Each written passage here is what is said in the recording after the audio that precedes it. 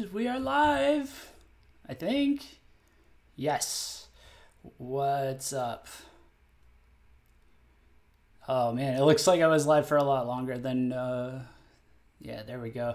Okay, cool. Yeah, sorry about that, guys. Massive technical difficulties. Good grief. Hello and welcome to VKH Live. I'm your host, Jeff Dewitt. We have a very special VKH Live planned tonight. Again, huge apologies for the huge half-hour delay. For those of you who've just tuned in like the last couple of weeks, the reason for some of the delays is that I have been in the process of relocating, as has Winona.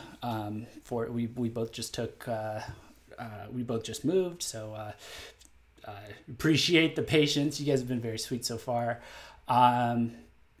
But as you can see, tonight's stream is set up a little bit differently. I wanted to, try and put in, the extra effort with, have a couple bells and whistles, because it's a special occasion. So I'm going to be changing the track name for your reference so that you guys can keep up with exactly what we're listening to. And then you can see on that there's a pane, or there's an empty spot at the pane to your right.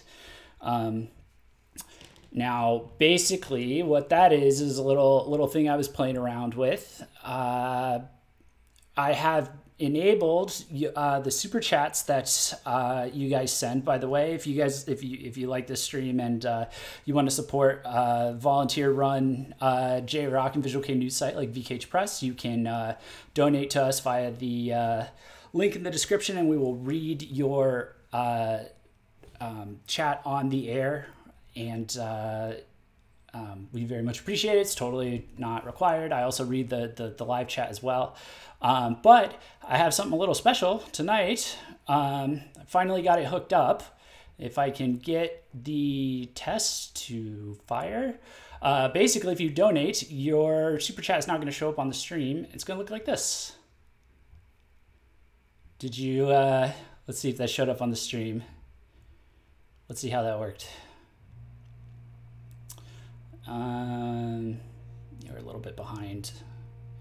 Yep, there it goes. Cool. So yeah, I will still go and read through them,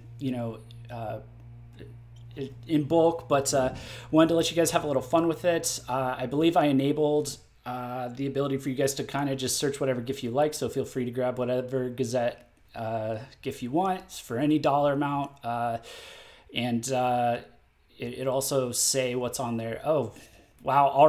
It's already happening. Yeah, so we can have some fun with that. I will try my best to. The reason it was taking so long is I was trying to upload some GIFs to our personal library, so you guys could have some quick, easy, nice Gazette GIFs to look through. But the little technology stuff was crashing. So what I thought I could get done in 20 minutes getting home from work turned into like a 40-minute ordeal. So feel free to go crazy and all that. So yeah. So let's check in with the chat real quick. Guys, give me a 1 in the chat if you have already heard, if you've already listened through the album, and give me a 2 if this is your first time, like you're going to be listening through it for the first time. And I will, while you guys are responding, I'm going to go ahead and grab a little bit more information. Let's see. Lots of 1s. Okay, we got a couple 2s. Okay, cool. All right, so let me pull up my notes here because I just want to make sure this is pretty easy to understand, and so we don't get kind of caught off guard. So basically, how this is going to go down is I'm going to count down 3, 2, 1, go. And then I'm going to start the track as soon as I say go or start or, you know, whatever comes after 1. That's when I'm clicking and hitting play. Because of, if you haven't figured this out by now, because of YouTube copyright rules and music streaming copyright rules and just basic general can't stream other people's stuff copyright rules, we can't stream the album itself online. So what we're going to do is stay synced up and listen along at home. Or you guys can listen along at home and I will listen along at my home. If you guys don't have a copy of Ninth, you can, we have a link to our stream article. It has a widget that's our affiliate link to iTunes. That's another way you can support us if you don't feel like giving us money, but you do need to go buy the album like you forgot or something. It's embedded in there. It's really quick. You can preview all the tracks and like check it out. So, yeah, so basically I'm going to count down 3, 2, 1, and then we're going to, and then we're going to listen through. I'm going to be reacting all the way through each of them as best as I can. And then, I'm going to give it about maybe 30 to 90 seconds, in between each track, just kind of give a quick general recap, and then we'll go right on to the next one. And we'll just do that, and then when we get to the end of it, we will I'll recap it, and that's about that. Let's see.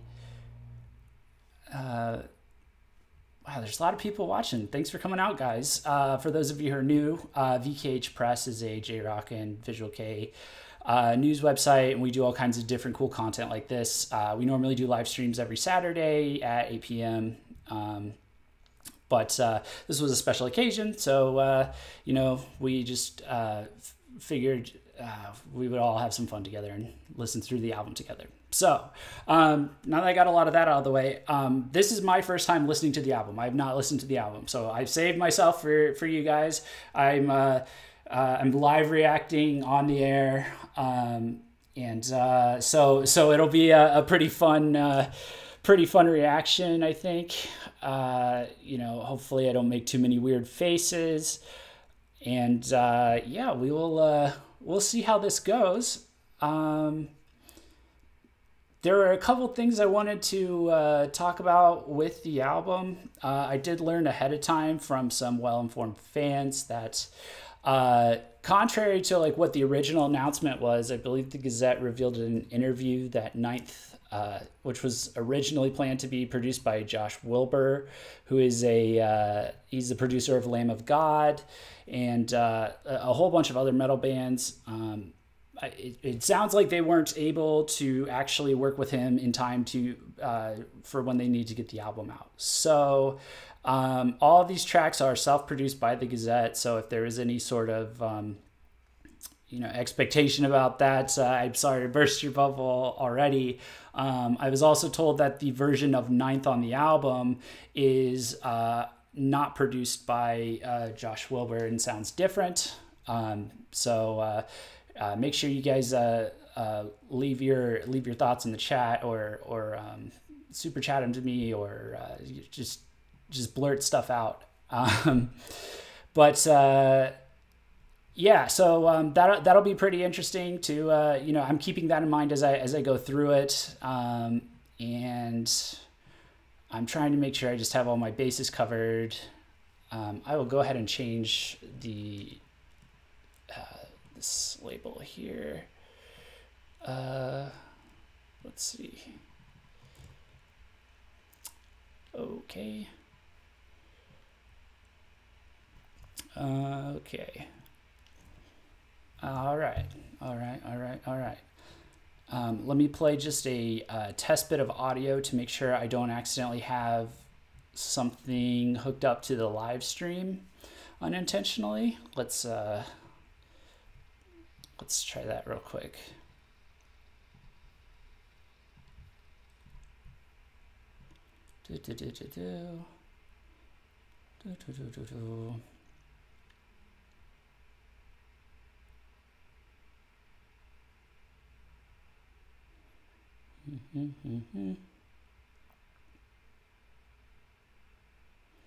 Let's see. Okay, yeah. So we're good to go. All right. We will go ahead and get started. Is everybody ready? Press one if you're ready to rock.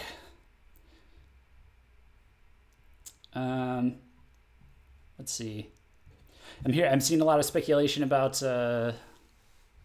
future releases and giving some initial reviews. All right, everybody's ready to go. Okay, we're starting with 999. This is the intro track, so I'm assuming I'm just going to try my best and not take too long talking about this one and just run right into Falling. So it'll be a quick pause. But let me grab my music. Right. Here we go. 1, 2, 3. Go. Oh God, screaming right out the gate, huh? Oh.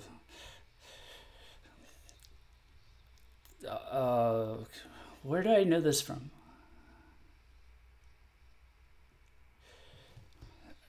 Right off the bat, this reminds me of like a continuation of Omega from Toxic, the ending track. The Satanic is back from Heavy Industrial. I saw someone put that, or Asuka put that. Yeah, it's pretty good. That's a pretty apt description. Oh, but I like it though. Nice and hard. And then the dubstep kind of loops in there. That's pretty solid. Yeah. Dun, dun, dun, dun.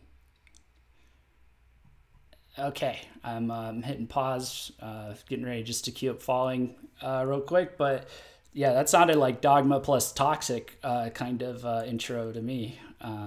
So, all right, we're jumping into Falling, the ninth mix.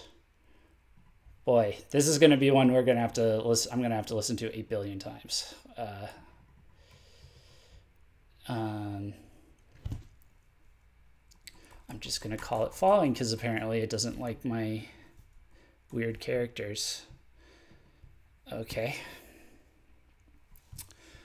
All right. 1, 2, 3, go.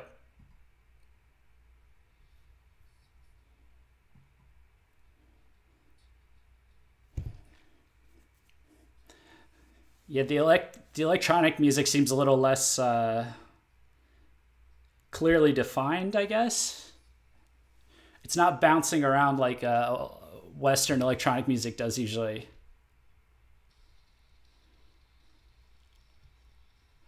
Yeah, it's a lot muddier. I can kind of see that.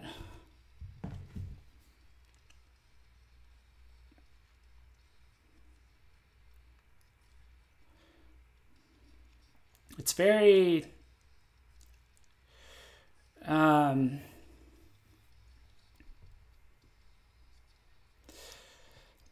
I can see why some people had some issues with this.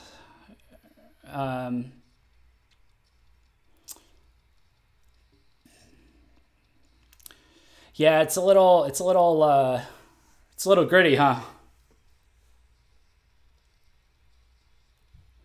I mean, at least compared to the actual Falling, or to the actual Falling, to the single version.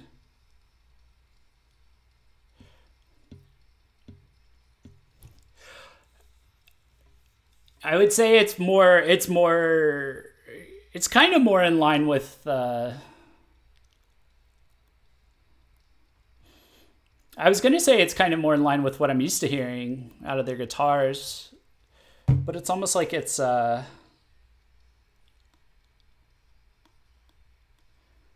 trying to figure out what's different with the guitars. I'm listening to it like, .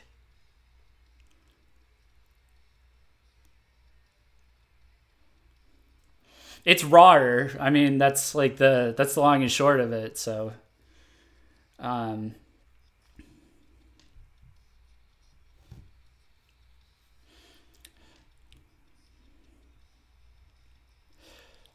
Nivea can't hear the difference. um, yeah, it's really subtle. Um, if you listen to a lot of EDM, you could kind of tell what Josh was doing on the single version. Um, he was trying to make sure like the backing music kind of got through, even though there wasn't a ton of it there. And then all the instruments seemed to be hitting a little bit more clear, but that's not necessarily better. It's just different. So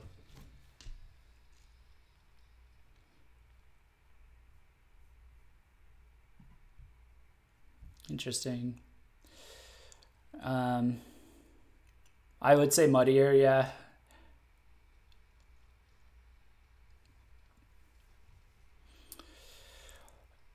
Does anyone in chat know if we're getting the single version of Falling, or is that coming in a in a special edition something something something? So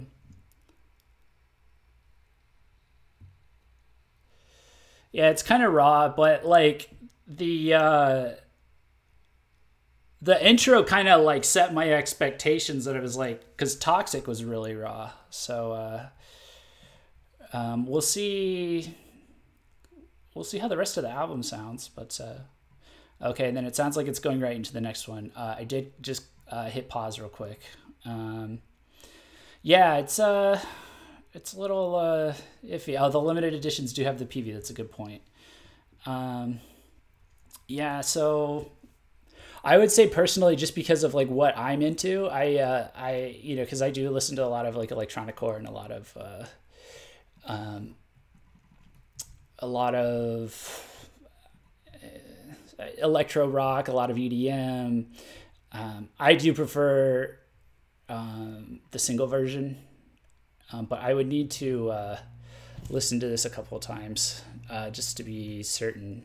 Oh man, I really don't know what's going on with my text here. They lied to me when they said I could just paste it in. Don't believe everything you read on the internet, kids. Okay, all right, let's move on into Ninth Odd Smell, which is a great name. Just gonna say that right off the bat. So let's see. Let me get this queued up. All right, you guys ready? 1, 2, 3, go. All right, I'm liking the industrial build up kind of thing. This is kind of up my alley, to be honest. Oh, still so raw.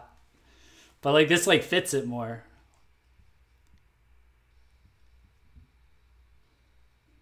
Oh, that's great. That's good.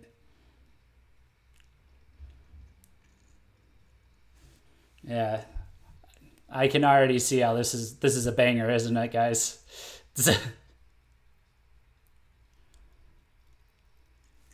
Oh, and they're doing the looped guitar.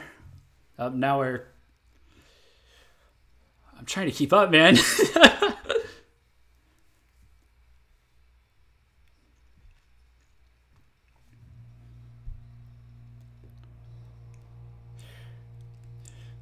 This is a way stronger way to open their album than I've heard from them in a while.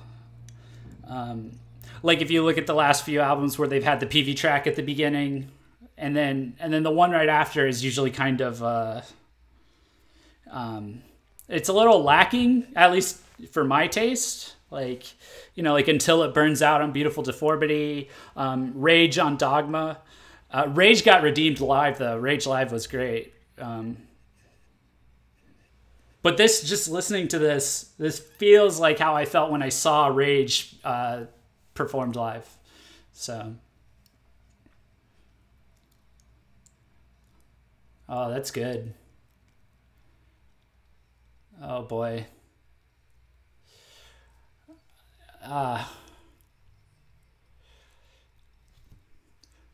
They're getting really good at transitioning from those I was gonna call them power chords. They're just like metalcore riffs at this point. To like to the more complicated picking for the effect. And Ruki's just bouncing in and out of rough and clean. That's great. Oh man.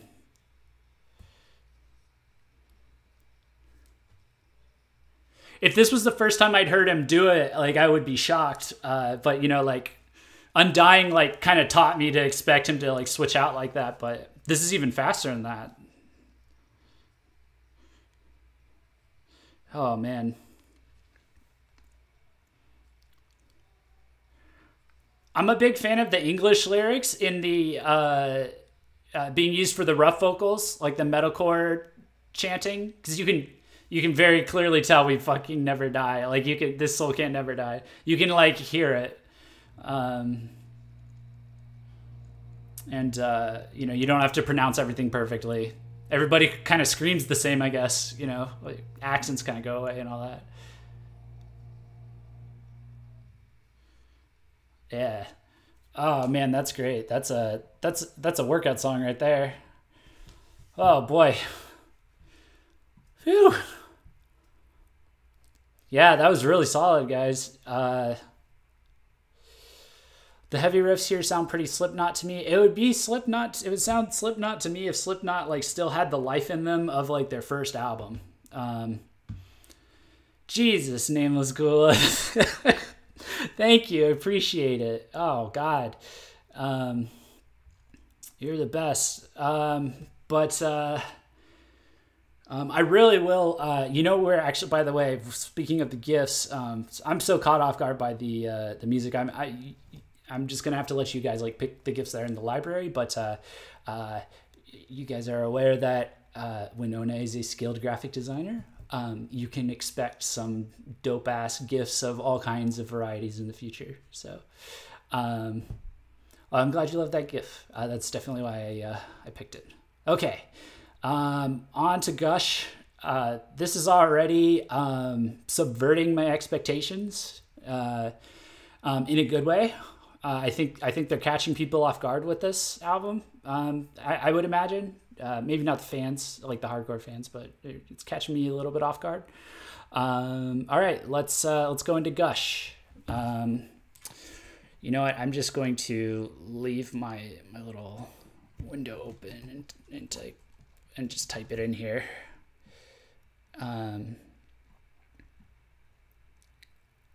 Gush, totally non-innuendo title, I'm sure. Totally non-gross anything, I'm sure. Any Visual K song that has to do with liquid flowing. It's never a gross PV around the corner. So maybe we'll get a Gush PV. I don't know. So all right, here we go. For Gush. 3, 2, 1, go. All right, we're going funky right out the gate. Oh, what was I listening to the other day that sounded like this? Oh, I take it back. It just totally changes to something I've never listened to.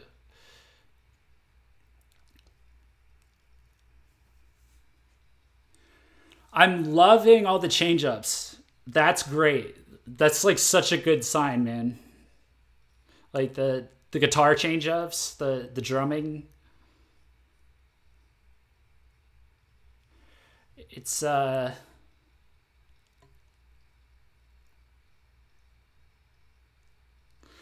know what they're doing? They're going after the indie scene's rhythms and change-ups and shit. You know, Winona really was right on our last stream. The major bands are going indie, and in their experimentation, and then the indie bands are getting even crazier, but which we'll get into later on as the summer progresses, I'm sure.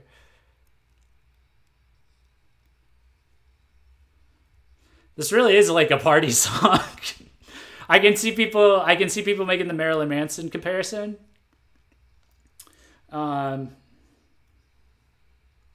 It's like Marilyn Manson cross with Slipknot, that kind of thing. I feel like that's the reductive analysis of it, right? That's what most people say.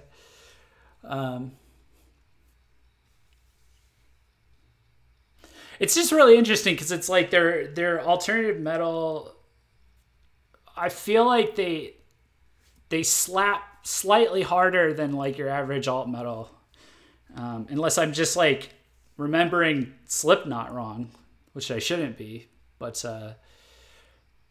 they're a lot more unpredictable. They're a lot more alternative than most alternative metal bands are on this album. So that's great.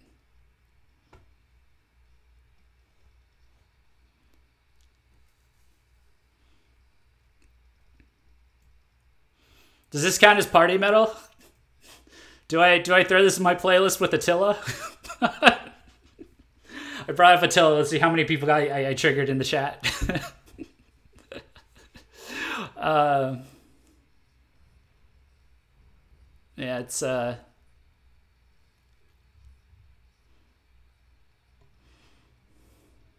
I'm so glad that it wasn't just Falling, that they let Kai off of his leash. Party metal is actually a genre already, Lauren.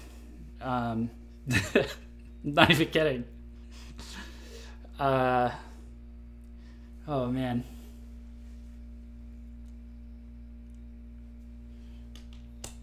Let me check in on the stream real quick. I'm gonna try and not be bowed down over the whole time, but it's just maybe that's why my posture's so bad, is from the head banging. I'm just like hunched over. You're distorting the guitar, slowing it down for good effect. All right, and we're done. All right, next up we've got The Mortal, but man, I'm loving what I'm hearing. I'm gonna have to listen to like a kajillion different things, a kajillion different things. That made sense in my head. I'm gonna have to listen to this album like a kajillion different times with a kajillion different sets of headphones and earbuds and all of this. So, by the way, I should have a review up for this album shortly. This is the way I review. I marathon it and write it out and then it's done. So we're gonna aim to have it up tomorrow night. Another announcement that I meant to throw out, since we got a fair amount of people still watching, is we are going to be having a ranking releases stream for the Gazette, either Friday night or Saturday night. I'll be putting up an article tomorrow morning about it. For those of you who don't know, we did this for LMC, but we put out a poll where you guys literally get to drag and drop all of the albums of the Gazette and rank them from worst to best. And we're going to do that now that Night's out. So, get ready for that. Just start thinking about it. I know it's a little soon after Ninth came out, but I wanted to get you guys while you were like in the mood, like while you were like just getting hit by it, and challenge you guys a little bit. So let's see what winds up at number one. All right, we will move on to The Mortal. I hope you guys don't mind if I just use camel case. I'm just going to go the iTunes route for this for the text, for the sake of simplicity on the song title, because on iTunes, where I'm looking at it, it's spelled fairly regularly. Get tired of doing the all caps thing, especially if I've got to type in other windows, which I do during streams. So, all right, moving on to The Mortal. You guys ready? All right, 3, 2, 1, go. More glitchy intros.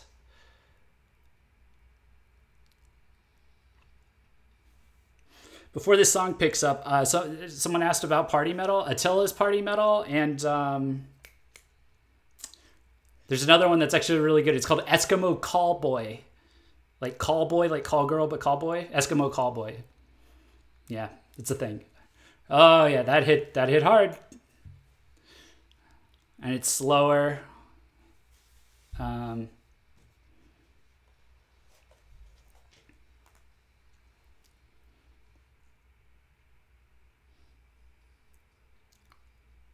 Okay. Got some EDM. I was gonna call them beats. I guess they're beats, like really high beats. With some bass, some piano. Oh, and then oh man, just a little bit of push and pull there. I was a really big fan of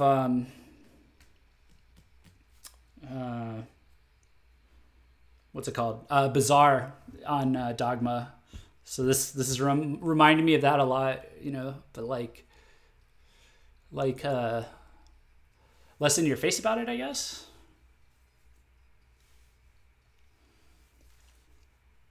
Oh man.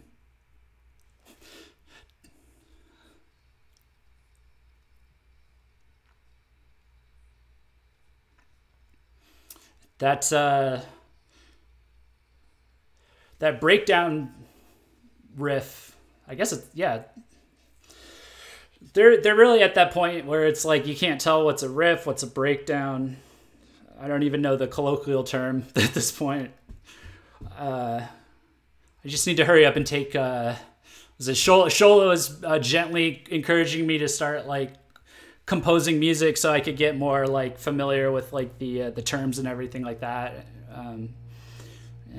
for reviews and stuff. So I'm running out of words to describe like the 40 different elements that the Gazette throws around. So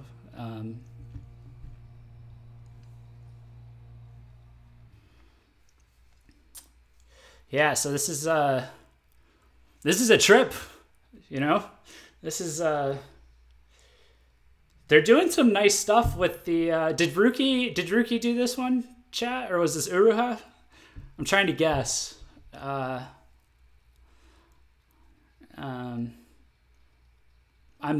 loving the change ups. I feel like I'm just going to be saying that the whole time.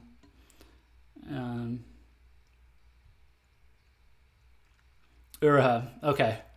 Yeah, it's got the spookiness from the 13 stairs and or the I don't know, the atmospheric, the ominous atmosphere.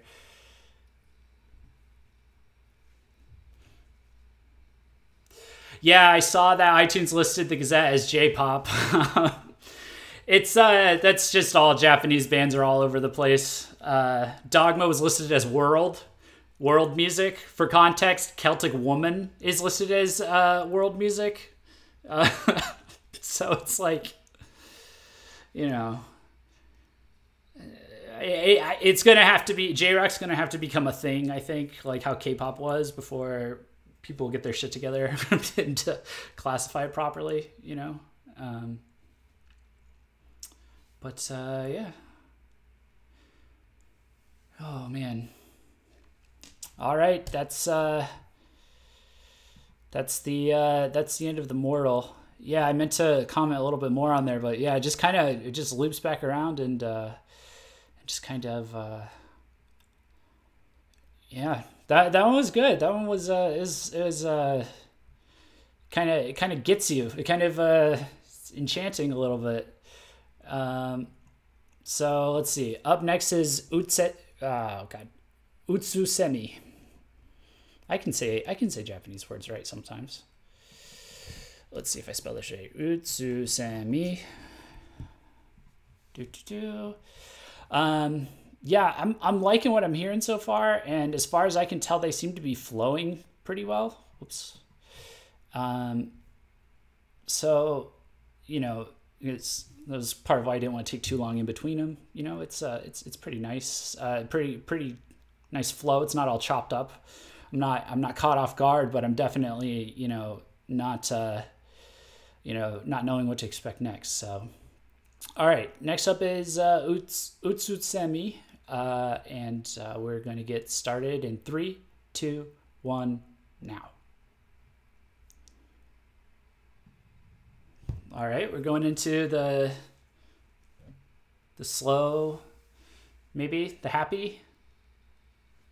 Ooh, what is that? Oh, wow. Is that? Now I'm trying to figure out if that in the background is like a really trippy EDM thing, or if that's like exclusively EDM, or if some it was one of the guitarists figured out some wild distortion. Because I've been wrong lately about that with the Gazette. There were things I thought were pumped in as background music that when I saw them live, it was like, oh no, they just figured out how to make their instruments sound like that. Uh, that got me good though. That got me like that, like that, like got like in that got in my eardrum pretty deep. Got right in there. Man, they just like knock these kinds of songs out of the park at this point. Like they're getting more passionate. They I mean these used to be PV tracks. Um, I think it was really smart move by them to move away from that. Um, like on Dogma, Incubus could have easily been a PV track, but it was not. Um, it was just kind of left. Um, it was just kind of left there to just be discovered like this. This is great.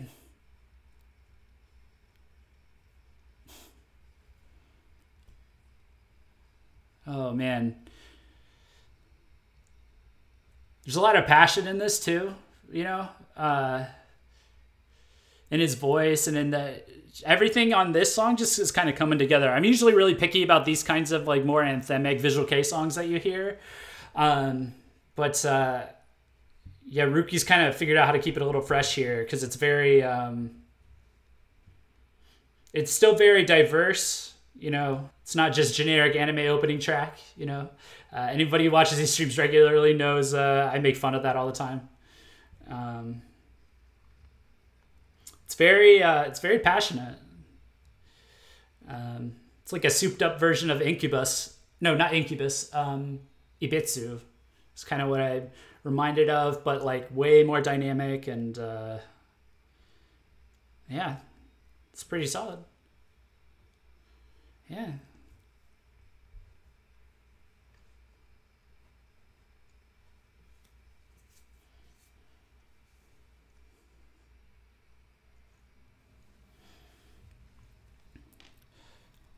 That solo, yeah, the solo's pretty solid. It actually reminded me of Ibitsu a little bit. Let's check iTunes real quick. I'm gonna see. I want to see where the see if the album climbed any higher. Nope, it's well, it's at 22, so it fell down one. All right, so right now ninth is peaked at 21, as far as I know, unless I missed something. But the fact that this album cracked the top 25 on iTunes is astounding to me. I mean, like it's like good job, like all of you fans and everything like that. That's phenomenal. It's just I try not to be very hopeful about seeing breakout success without like incredible amounts of promotion in the U.S. So yeah, Utsutsumi is like really solid. Yeah, it's over, by the way. Sorry, I was rambling as the song ended. Just trying to absorb it. Didn't have too much to say other than it's like it's good, it's solid. So let's see. Next we've got Sono Koe wa Moroku. Okay. Oh, this is the ballad. So they played this on the radio, so I did hear this. Let's see. Sono Koe. Lost my spot. Wa Moroku.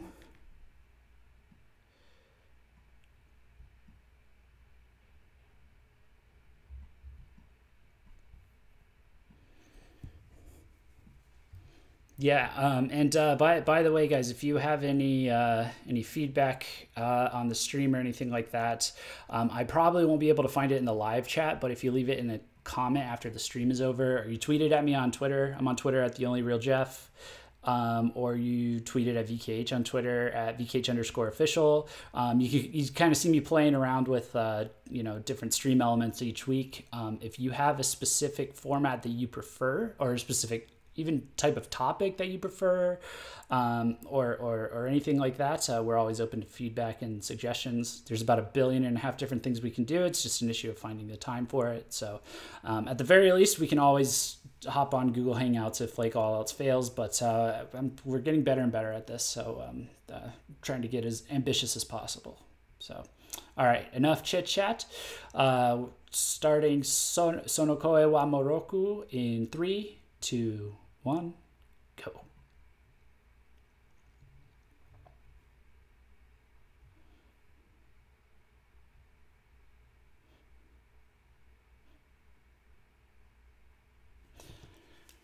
Yeah, I did see that this album was like much shorter, and it is feeling fast. Like we're on track 7 already, technically.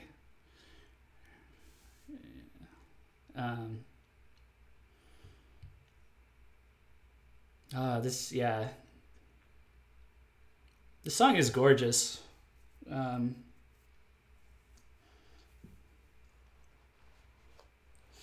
I was really surprised when they played this, and then when they played the other song, which I won't give away, because I mean, if you listen to this right here, this isn't like, yeah.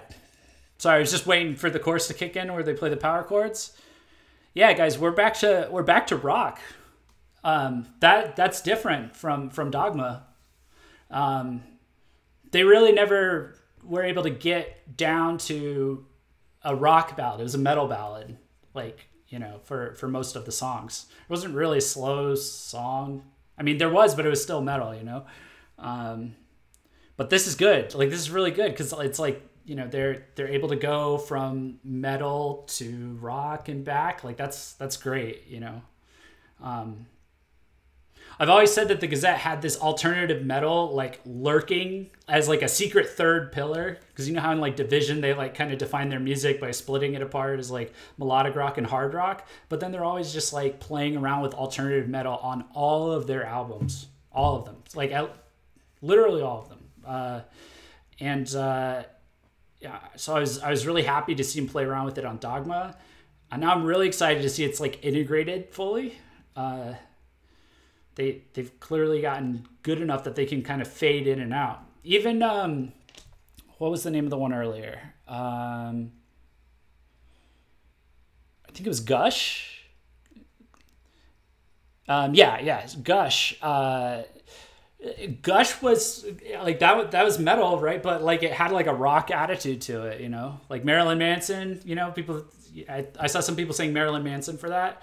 He's industrial. He's on the border too. Industrial rock, industrial metal, kind of depends.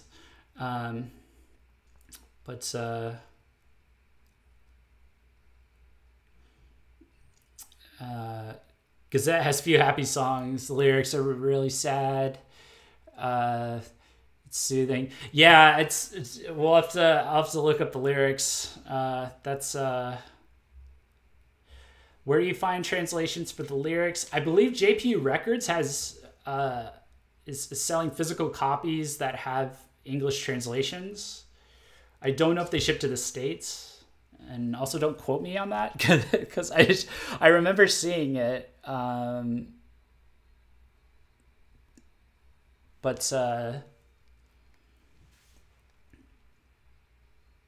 Yeah, I believe they've got. I can look that up actually. Okay, I'm seeing yeses in the chat. Okay, cool. Yeah. I knew I'm not crazy. Yeah. God, it's so soft. Or not soft, like soothing. I like it. See, like this reminds me of like, this is like the evolved version of like Untitled. And I really liked Untitled from Toxic. I really feel like they went back to Toxic and like pimped out a lot of the tracks or the styles they played around with on there. You know, Toxic had the Marilyn Manson track, My Devil on the Bed.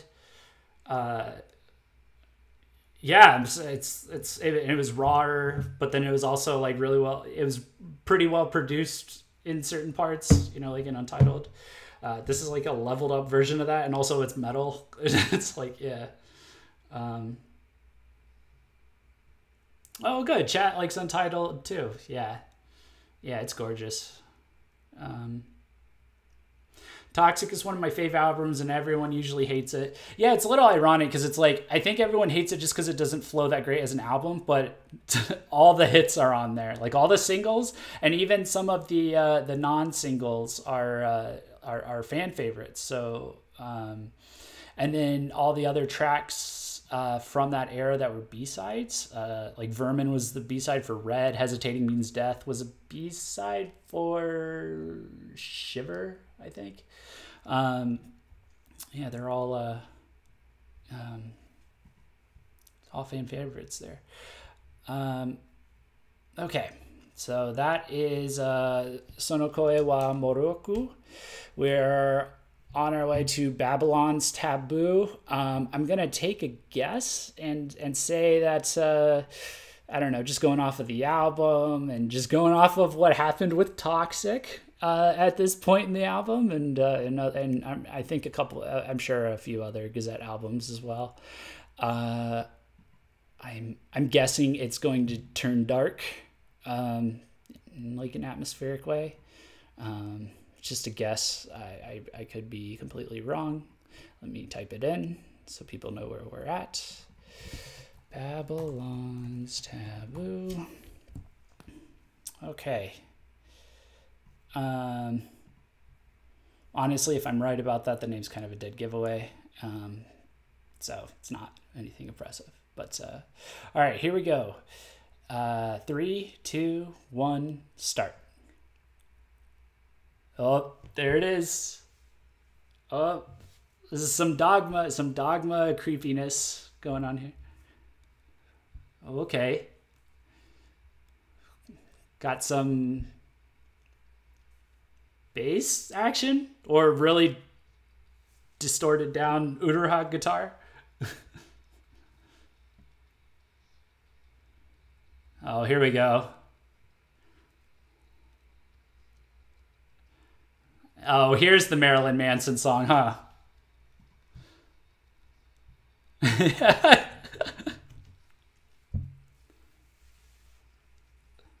This one reminds me of Devouring One Another. Yeah, I can see that.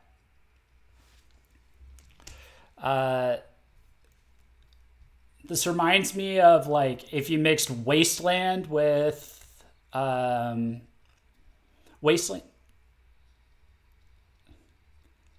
Oh yeah, this it just hit the melodic singing. Oh, what's the name of that song? I always forget its name.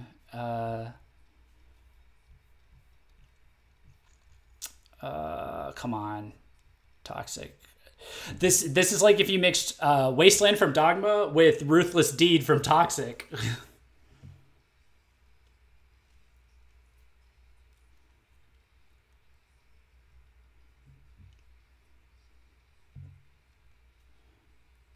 Although you can hear the guitar wailing going on in the background during the screams.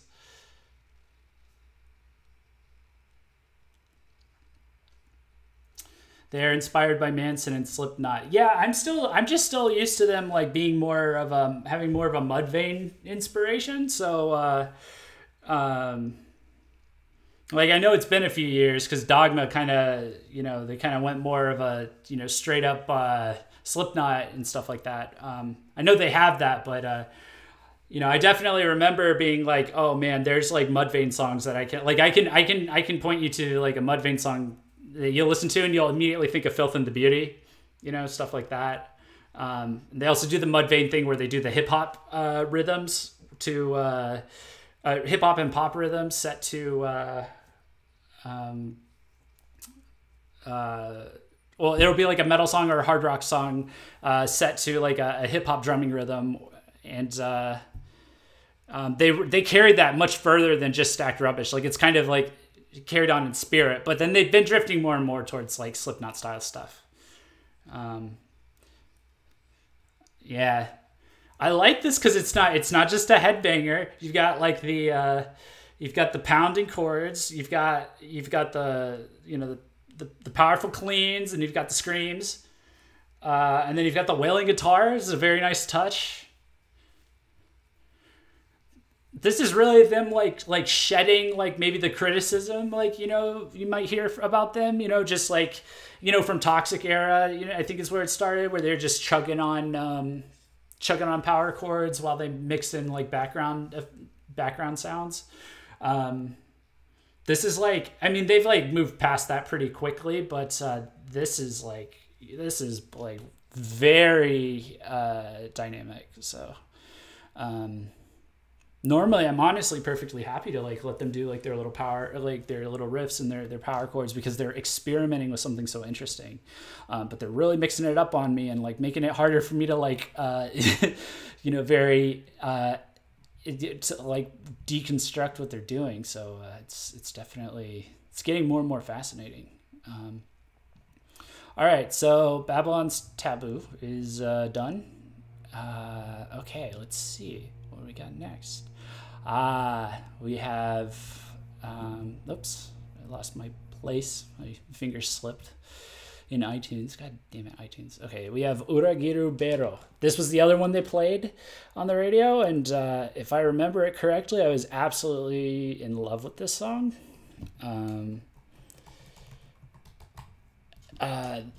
So I'm excited to get like to hear the album quality version.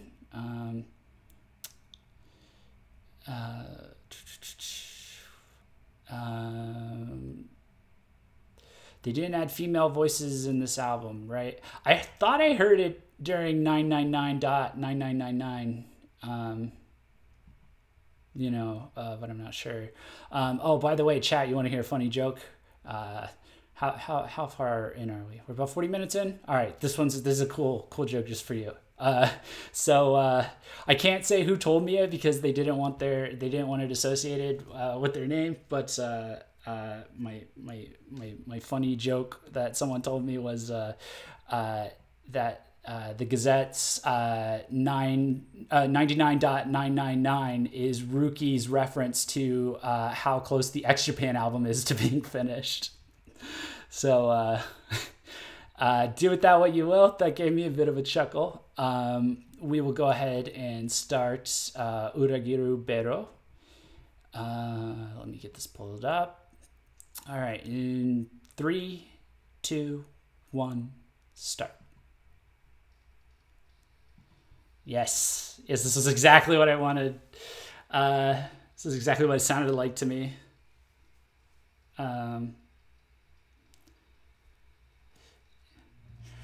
So here's the thing. Vermin by the Gazette is like the ultimate ear candy to me. I love that song. So this is like that song on steroids. So I'm like way into it. Chat got a kick out of the joke. Nice. And the electronic music's just kind of floating in the background there, doing the it's like a strobing sound almost. The song is really tight. Like, so. I will honestly probably be replaying this like constantly. I can just see it too, because people are calling it, people are referencing Vermin and Hedoro. They're probably gonna one up what they did with the Melt Live, when they do their tour final. They're gonna go, what order? They'll probably go Hedoro, this song, Uragiru Bero, and then Vermin. And that'll be like that's like them like stacking up, getting ready to drive the momentum home towards the end. Them drums, yeah. There's some serious, like, they really let Kai go wild with this. I love it. Because that's always been, and if you guys are fans, you guys know this, like that's always like the secret part of it, is that it's like, even like since like the beginning, when it was like, you know, they were just started being major, and they were just making like fairly simple songs. Kai's always been like a fantastic drummer. It's the only reason they've been able to make such versatile music. Or it's the core reason why they're able to make such versatile music, like from so many different genres. It's not, I don't think every drummer is like, it looks really difficult, like what he does, because it looks like he turns into a different drummer live, like with each song. So yeah, I definitely like this. Yeah, I gotta say, so far my expectations have been pretty subverted. You know, I was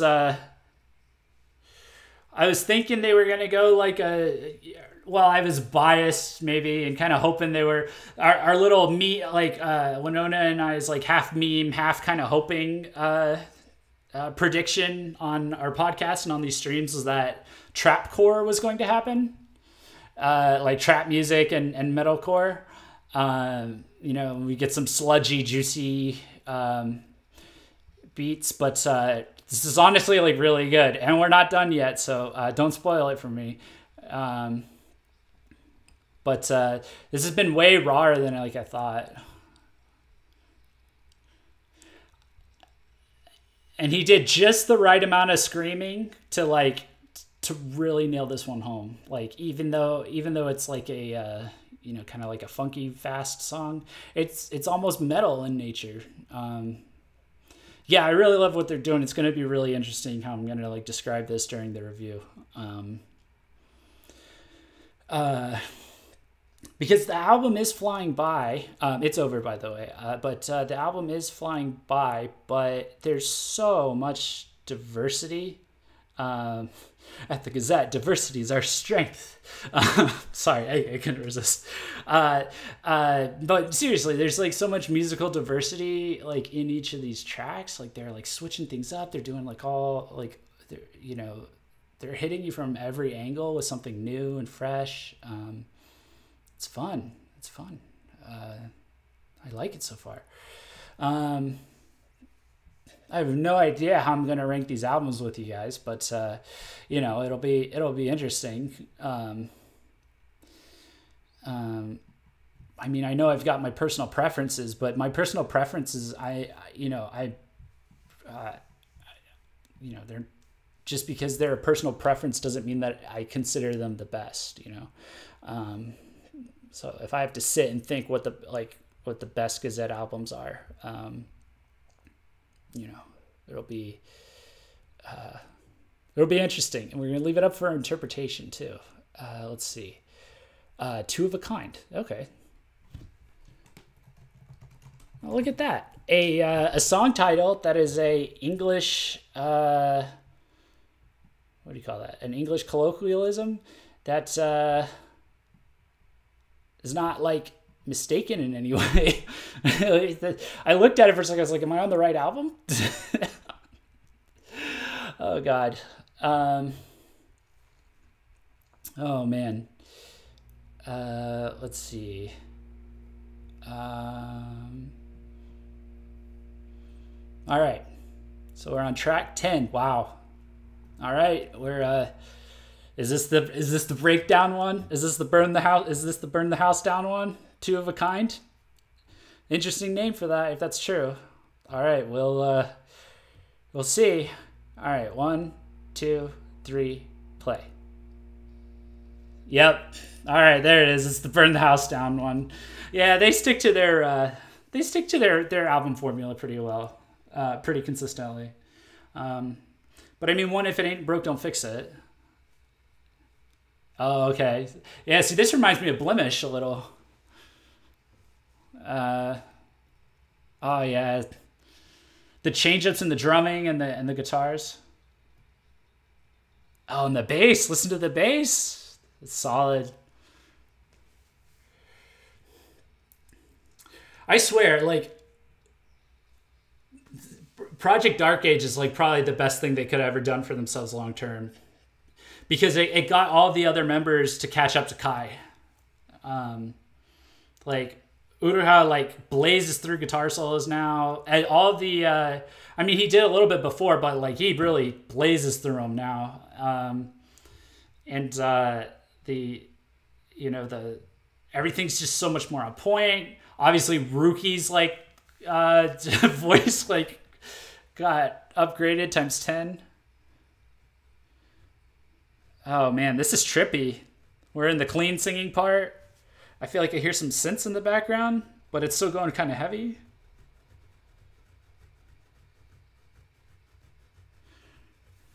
They're either synths or strings, like violins maybe? Yeah, the bass and the drums are great on this album, which is great because like I've always wanted to see more from Adoreta, you know. I loved Karasu on Beautiful Deformity. That's a great transition from the chorus into the breakdown. Oh man.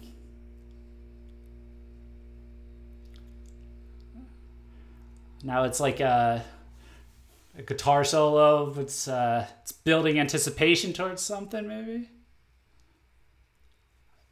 Oh, listen to this. Oh, they've entered the trippy territory. This is great. This is the right move. This stuff, and it's been throughout the album, this is the right move for them.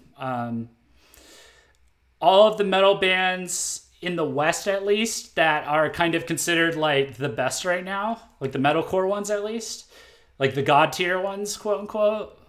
Like they may not be the most popular, but like they're the ones that people are looking at like, that's fucking good metalcore. That's really good metal.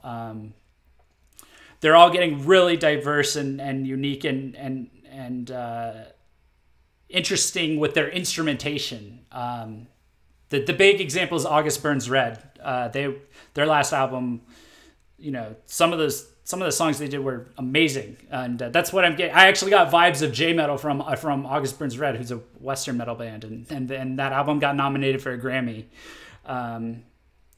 And there's more Western bands going in that direction. You're kind of having a small little metal renaissance in certain pockets. I wouldn't call it a renaissance, I guess, but this is the Gazette hitting it from the Japanese side. This is good.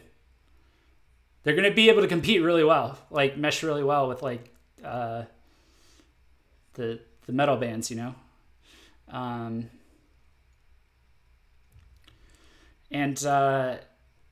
don't know.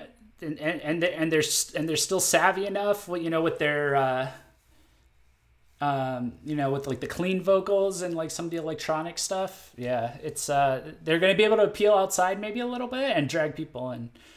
Oh man, yeah. All right, it just ended. Sorry about that. I was trying to give status updates on where it was, but hopefully everyone stayed in sync. Yeah, that was great. Yeah, I'm really excited about this, about what I'm hearing so far. Someone just put August Burns Red in the chat. Yeah, they went God mode last year. If you look up The Invisible Enemy, not to get off topic here, but if you look up The Invisible Enemy on YouTube, they have a music video for it. First of all, it's hilarious because the entire band and all of the sets and everything, it's everybody's marionettes, so it's marionette metalcore, but it sounds like a next level J metal song. Like there's a little Japan influences in there, I think, but it was really good. I was like, wow, this is good. So this is why I was happy to see like the Visual K scene kind of start mixing it up a little bit over the last almost a year now, because the Western rock metal, Western rock's still kind of fucking dead, but the Western metal has started to actually get like innovative and interesting, and you know, it's picking up steam, so they're starting to catch up a little bit, but this is great. This is solid, you know, and we're seeing it from the Gazette at the major level. We're seeing it from, I can't even name all the indie bands that that are doing all kinds of crazy, awesome experimentation. I love it. I love it. I love it. It's I'll say it for Winona since she's not here tonight, but Glow Up 2018. That's what's going on right now. All right, next song is Abhor God. It's good. I'm a little biased given my atheist ness, but yeah, I'm fine with that. So, but all right, here we go. 3, 2, 1, go. Oh yeah.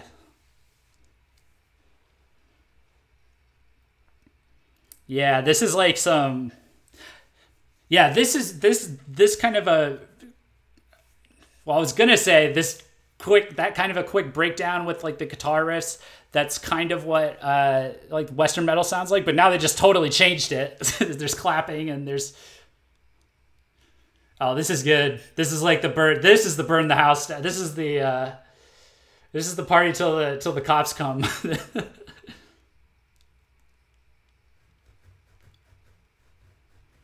Oh, that's good.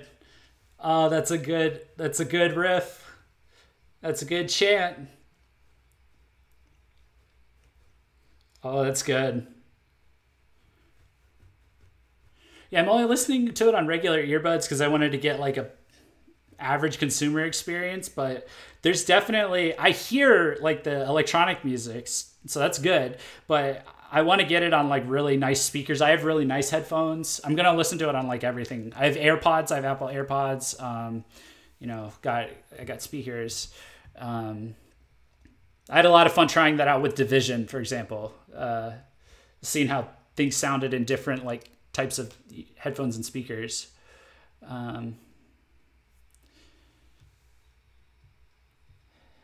Yeah, I can't believe and then the way they made their way out of that into the chorus and they're back and then they went to the chorus and then they got heavy and now they're doing whoa. I'm sorry guys, I'm having trouble keeping up.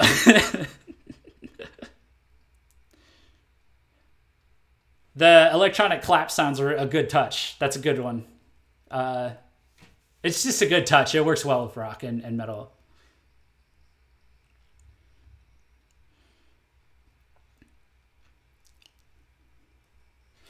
This live is going to be freaking amazing. Yeah, it's this one you can't. Yeah, I'm assuming they're going to have another world tour. If they come to the States, we can't miss it, guys.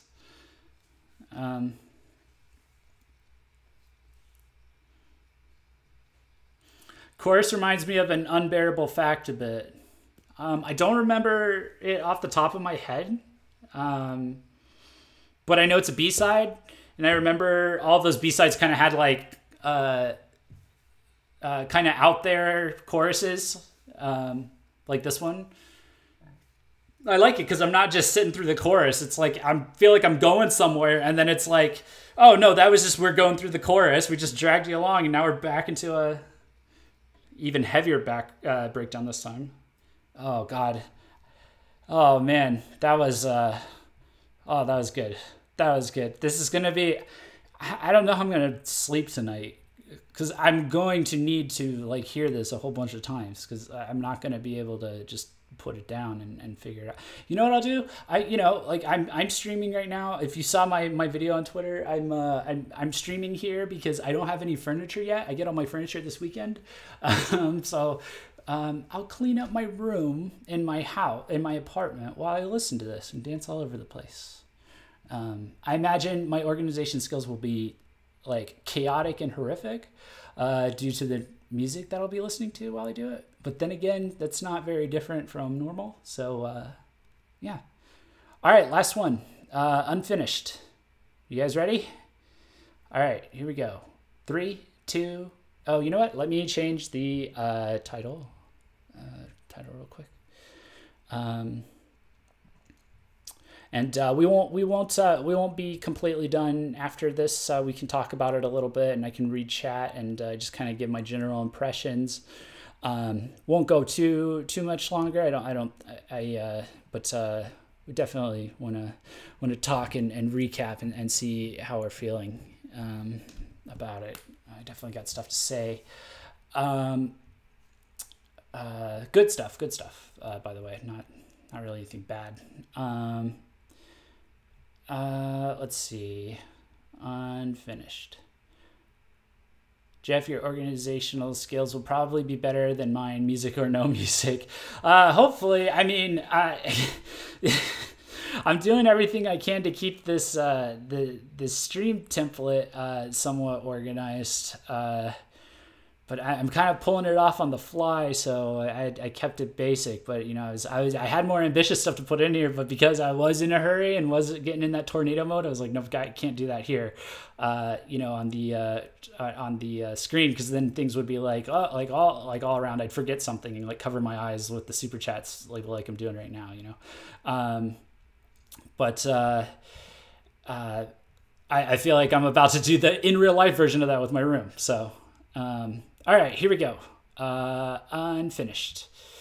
I'm curious what this is because I'm expecting it would be like a ominous part 2, but chat's kind of giving me hints to maybe something else. I'm not sure. Maybe I heard it wrong, but yeah, here we go. All right, unfinished. In 3, 2, 1, go. Oh wow. This is like a happier. I get best friends vibe from this song for some reason. Yeah, Chris, I agree. I can see that. Wow. They're ending it on a positive note, huh? Miseinen. Oh yeah, that's true. I can never get through Miseinen, to be honest. I know it's an indie song. It's not like I should give him a hard time for it. I get Shunsetsu no Koru. I think that's it. Yeah, that's it. Because they just did a pitch shift into the chorus. That's Shunsetsu no Koru. I hope I'm saying that right. Oh, that's a really nice chorus. This is very pleasant. All right, chat, tell me what depressing thing the lyrics to this song are about. There's always a plot twist with these, you know, unless it's about happy things this time. So, yeah, I like it. I'd cry if I can see them perform this. Yeah, that's very emotional.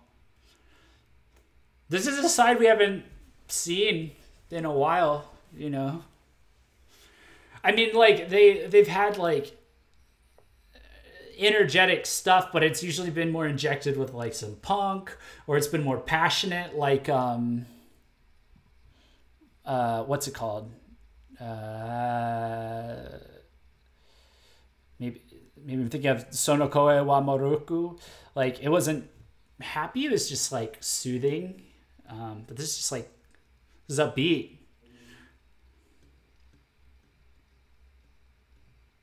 But this is probably why you don't hear it so much, is because they're really good at it. Like they're. Oh man, listen to that. Listen to the guitar solo. There's your 2018. There's your bar set for the 2018 Visual K song guitar solo. That's it. You know, there you go.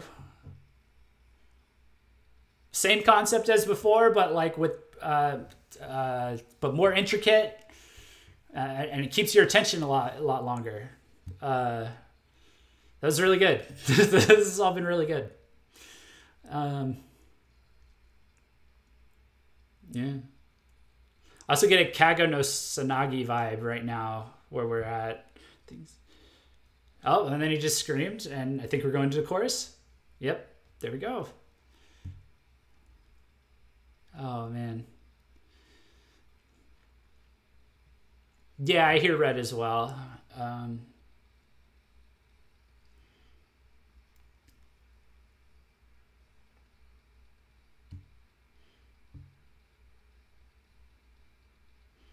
If this is positive lyrics, the lyrics are going to be heart melting. You can kind of tell. Like, yeah, it's oh wow, what a way to end the album, man.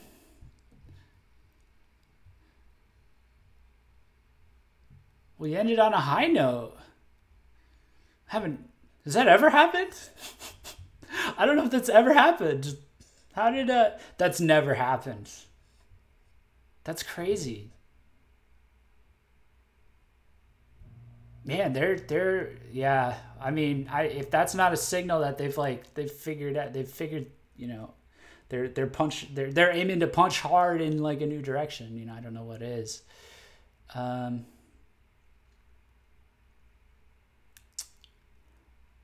uh, oh, I'm sorry to hear that, Corinne, about your order.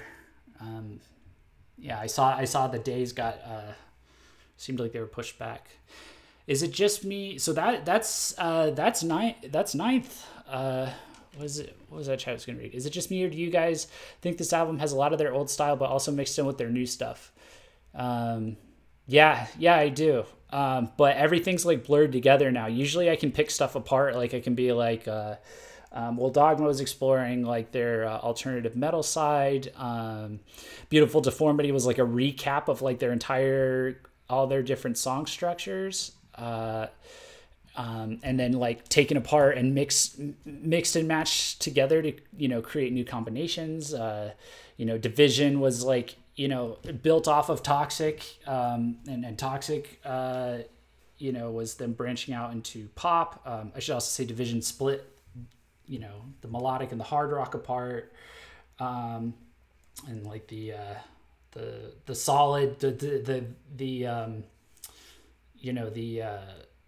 comfortable, familiar, light melodic songs, and then the wild, experimental, industrial, electronic songs. Toxic was just a breakout new direction in general. Just in terms of evolving up into like a new style of production. Dim was like a concept album, basically.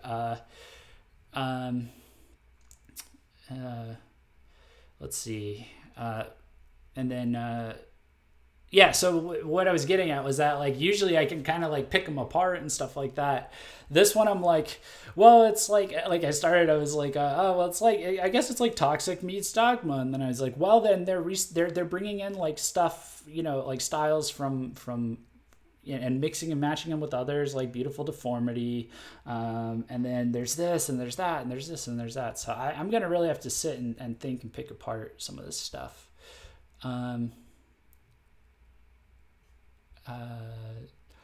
I saw Google said where is it? One stream got a porn bot. This one got a spam bot. Jeff, your streams are taking off.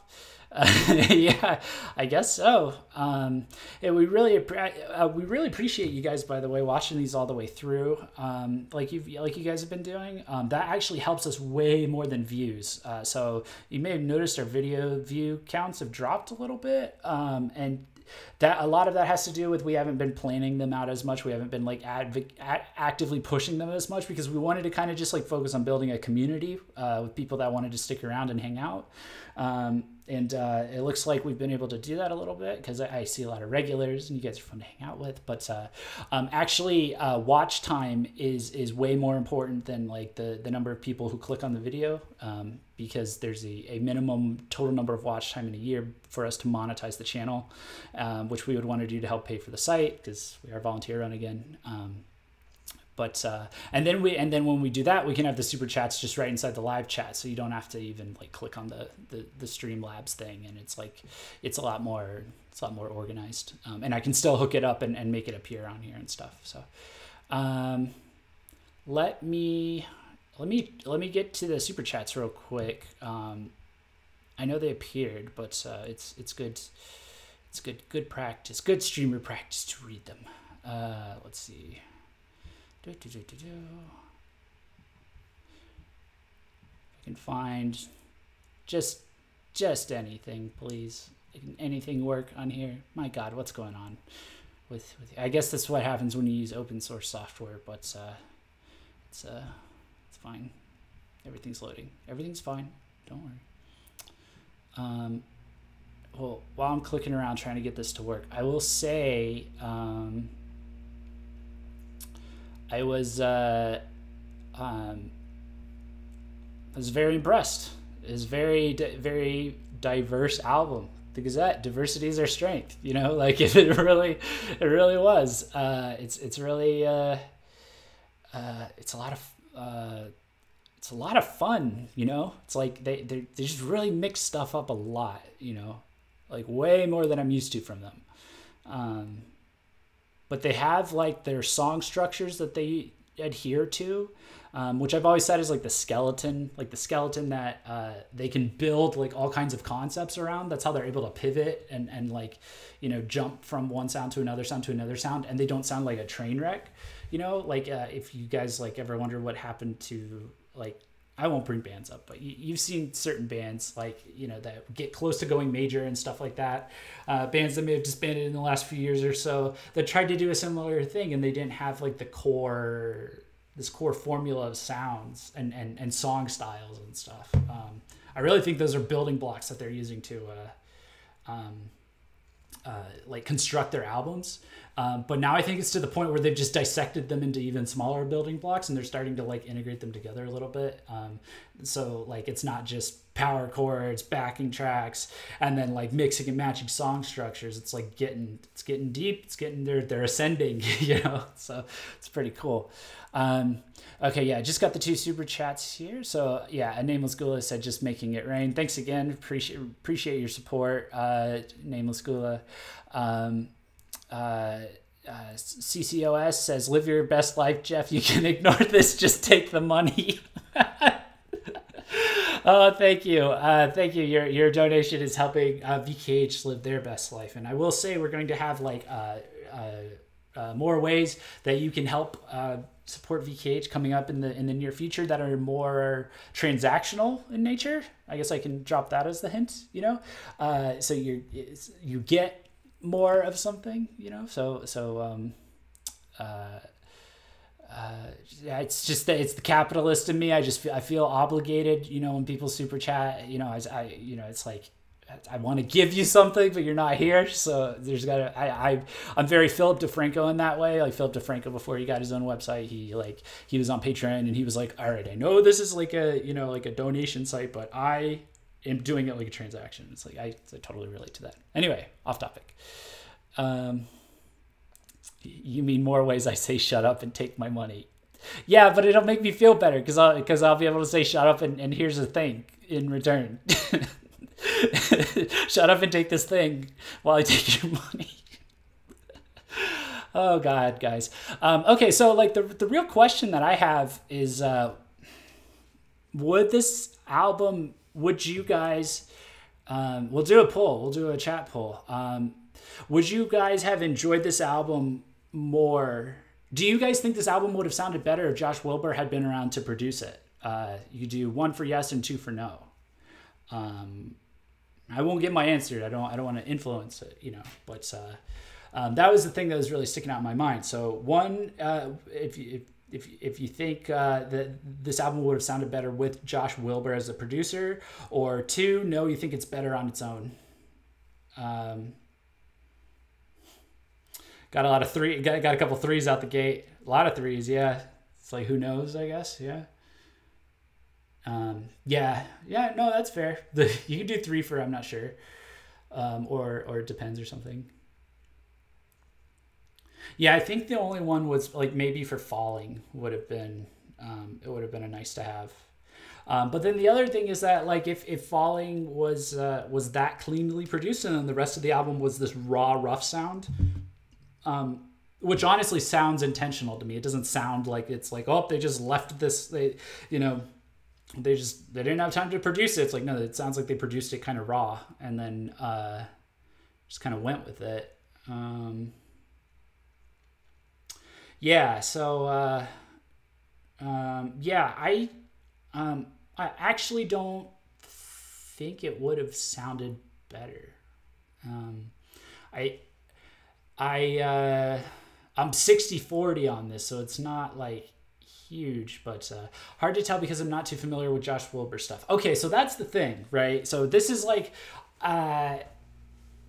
here's the thing about Josh Wilbur's stuff. The Gazette would not have been, the Gazette is not the first Japanese band he's worked with, okay? He we can pull up.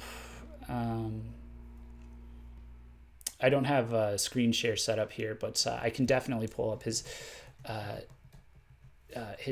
artist list. But off the top of my head, he produced Crossfaith's album Xeno, which if you're familiar with Crossfaith or you're a fan, you'll know that was a very controversial album because they tried a lot of different things, and a lot of people felt like, they lost a lot of their punch on that album, and they had to regain it over the next few singles. Even though they tried a lot of different stuff. He also he produced Bloodsuckers by Vamps, and he also produced Vamps by Vamps. Oh, you know what? I thought he had produced Underworld. It looks like he didn't. That's my mistake. I think Underworld by Vamps was just straight up produced in the West, in like a Western record label or something. I'm not sure. So it's like, so right there, that's like, a good side and a bad side. So basically, like, what it seems like is that it depends on the band that works with him, like how well things like end up, because it's like he has a very specific production style. Things come out sounding really clean. If the band can keep up musically, it seems like if they can provide like the right, I don't know. I would have to have, I should really have another musician on to talk about this a little bit more, but like the right arrangement, I guess, and the right instrumentation to live up to like this very open kind of clean mixing style that he has. So like with Vamps, they were able to pull it off pretty well because I think their electronics and their electronic sounds in Bloodsuckers were pretty solid for what they were. And then like they've got Kaz as the guitarist, so they filled out that album really solidly. And then Crossfaith was kind of trickier because they were very used to doing like electronic core really, really well, and it was like breakdowns and bass drops, but like for Xeno, they tried everything. Like there was a song that sounded like a Linkin Park song. There was a song that sounded like a Bullet for My Valentine song. Like there was there's a party song, like a dubstep like party dance song that they did with the vocalist from Skindred. There's a song that sounded like Motionless in White. There was a song that sounded like it was a lot of different stuff, but then when they would do their stuff, it didn't really shine through as much. So it was like they tried to diversify and then they weren't able to pull it off just from being as experienced of a band. So it's like kind of all over the place. So it's kind of hard to tell. With Ninth, I thought it was like they nailed it. Like I thought like, it felt like Josh was letting Kai off the leash basically. And also like, Uruha and Aoi and Reita, everything was hitting so hard and nice, but it's like, I don't know if the entire album would benefit from that. It's a very subtle thing, I guess. So I'm going to have, like I said, I guess we'll see over time. But it's kind of raw and fun. But I guess circling back to Falling, I feel like if they had the single version on here, it would like be really disjointed transition from Falling into the next song, into Ninth Odd Smell, or maybe not, but I kind of felt like it would be like that. I really like Korn's newest album and All That Remains, Order of Things, which he worked on. But there's no way the Gazette would let me down, so I'm not sure I'd care either way. The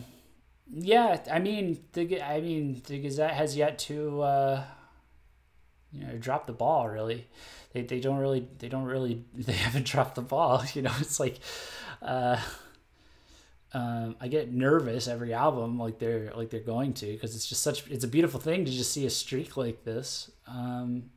I mean, there's things you can criticize, sure, but nothing that's like, oh, that was a flop, like, yeah. I guess my concern would have been that they would have come out a little too Western sounding.